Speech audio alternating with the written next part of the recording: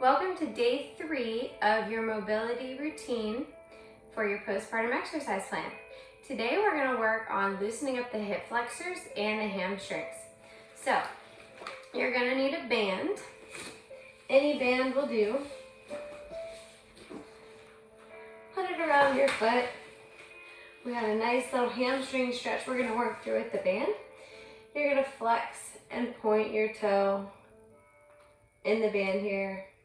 You should feel this stretch all the way from the calves, all the way into the sit bones. Hold. Lift your leg up slightly on top of your other foot.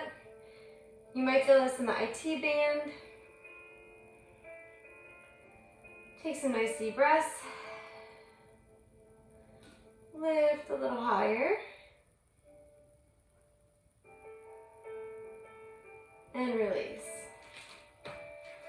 So we're kind of working those hip flexors, turning those on as we stretch the hamstrings out. We're going to stretch those hip flexors in a minute. So go ahead and do your other foot.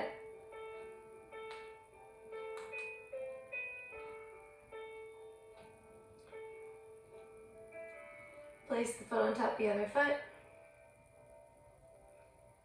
So as you're pregnant and you have that anterior pelvic tilt, you might notice that your hamstrings got really tight or weak. So anterior pelvic tilt, I just mean your stomach hanging out and your pelvis turning this way under you. So the low back might hurt, the hamstrings might be weak or tight. So this just kind of lengthens everything out and kind of reactivates muscles like your hip flexors so that we can really lengthen them and get everything feeling a little bit looser. So actively hold your leg up here as you're doing this stretch and relax it down. Take both feet in the band. Flex the feet, nice little posture row here. And if you want to lean forward slightly, you might feel that stretch just a little bit more. Or you might be good just sitting here. It's pretty intense. You can go nice and slow back and forth if you want, a couple times. Exhale as you come forward. Inhale as you go back.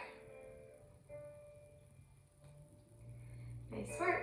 We're going to finish that segment with a little happy baby. Happy baby pose. You're just going to grab your toes and rock it side to side. So this is a little bit more for the inner thighs here. If you're a little more mobile, you can straighten your legs and go side to side. And then you'll get those hamstrings back into the movement. Maybe just hold here for a second if this feels good. Option to come all the way back and really stretch. Some people this feels really good. Other people, maybe you're not ready for this yet, especially if you just gave birth. I'm currently 9 months postpartum doing this video, so I don't think I would have done this right after I gave birth, but it might feel good. So whatever you're feeling, give yourself a little hug. Relax the lower back. And now we're going to get up and stretch the hip flexors. So get up nice and gently. For our hip flexor stretch, we're just going to stay kneeling today. You can use the wall for balance. And you're just going to put your legs in like a lunge position with your toe untucked there. And you're just going to square up your hips to the front. That's very important. And you're just going to lean the pelvis forward here, feeling that stretch all the way from the psoas muscle, which is your deep inner hip flexor muscle, all the way down that quad, all the way to the knee. So your psoas muscle connects up there with your diaphragm, up into your spine. So it's really important that you're breathing here. And all this interferes with the pelvic floor. So you want to make sure you're not tight in those hip flexors. Now I'm going to give you an option if you want to take this to the next level. You can put the back leg up on the wall. So it's kind of hard to see here, but I have my back leg bent up and my front leg forward here.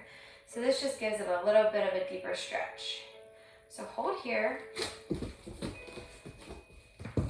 If you have yoga blocks, I recommend using them. Just give yourself a little bit more support. So it's really important to keep your pelvis kind of tucked under and stay tall versus trying to sink down like this. So if you're gonna sink down like this, you're gonna work different muscles than if you're up here. If you stay up tall and focus on turning that pelvis under, you're gonna feel it right away without needing to come down any lower. Go ahead and switch sides. You can start with the foot on the ground, or you can bring it up to the wall.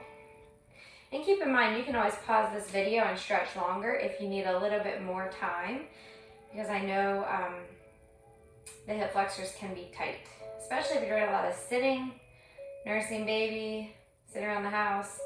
These can get really tight. So maybe take a little extra time on the hip flexors. All right. Last move we're gonna do an active move. So you're just gonna put your foot against the wall. So from the side, your foot's against the wall like this. Knees about 90 degrees, maybe a little lower. Feet are shoulder width apart.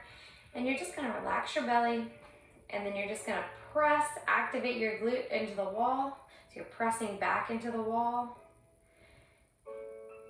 and breathing. So from here, you can kind of make it more dynamic, coming down, press up.